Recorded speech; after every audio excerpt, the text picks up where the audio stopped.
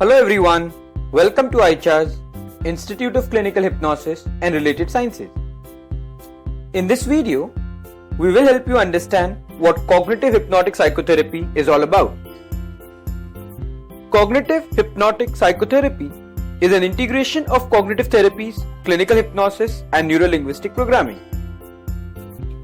Each of these modalities more or less subscribe to the idea that our thoughts influence our feelings, which in turn influences our behavior. Thus, our problems to a large extent are a result of our thoughts. Let us get a quick overview about each of these modalities.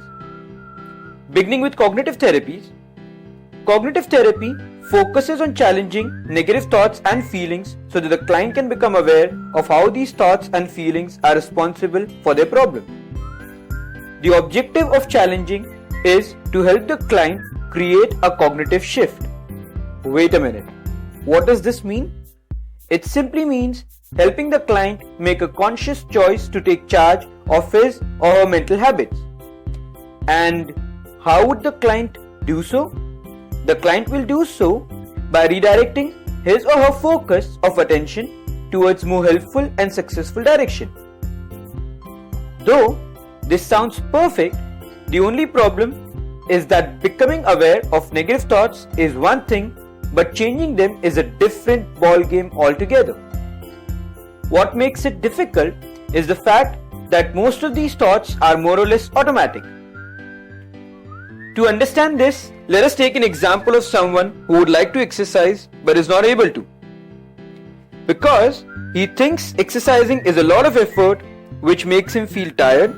Now, with cognitive therapy, we can help him become aware of these thoughts and ask him to now consciously think about how exercise would make him feel fresh and active.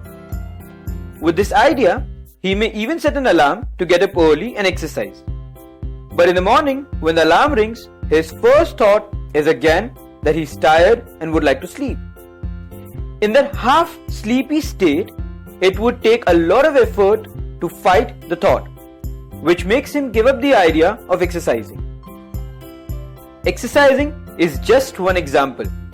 I am sure you have come across such situations in your life where you wanted to do something but you just couldn't because of the thoughts like, it's too difficult, or maybe I may not be able to do this. I don't like this. I am too bored right now. Then another one that I heard from a lot of people is, let me take a break for a few minutes before I do this. The only problem with the break is the break just doesn't seem to get over. Now, this is where hypnosis becomes useful. So what is hypnosis? It is a process that can help us connect to the unconscious. Some people also call it the subconscious. The objective of connecting to the unconscious is to bridge the gap between conscious and unconscious choices. In other words, it is a process which can help us do those things unconsciously that we choose to do consciously.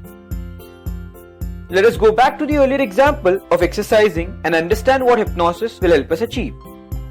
Once the client consciously understands that he would like to change his thoughts, hypnosis would help him ensure that the next time when the alarm rings, instead of thinking about sleep again, his first thought would be that of feeling fresh and awake, along with a sense of excitement for exercising. Now, due to this new thought that is almost like automatic, the client can now exercise easily as there is no internal conflict. Imagine how it would make your therapies so much more effective when you are able to help your clients in a way in which the new empowering thoughts and emotions become as automatic as the old limiting ones. Wouldn't it be great to help the client create the necessary change quickly and effectively? Now that we know about cognitive therapy and clinical hypnosis, let us also understand neuro-linguistic programming. NLP or neuro-linguistic programming explores the relationship between how we think, how we communicate verbally and non-verbally with self and others, and our patterns of behavior and emotions. Now that you have a brief idea about these modalities, let us quickly understand the approach that the therapy follows. The approach is person-centric, solution-focused, and brief. Person-centric as in, the techniques are customized to facilitate personal growth and relationships of an individual by allowing them to explore and utilize their own strengths and personal identity. Solution-focused means the focus is mainly on developing and applying the skills in present and future.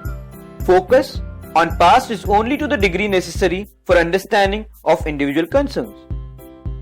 Brief therapy, as the therapy happens over a period of few sessions instead of years. Now, with this, we come to the end of this video.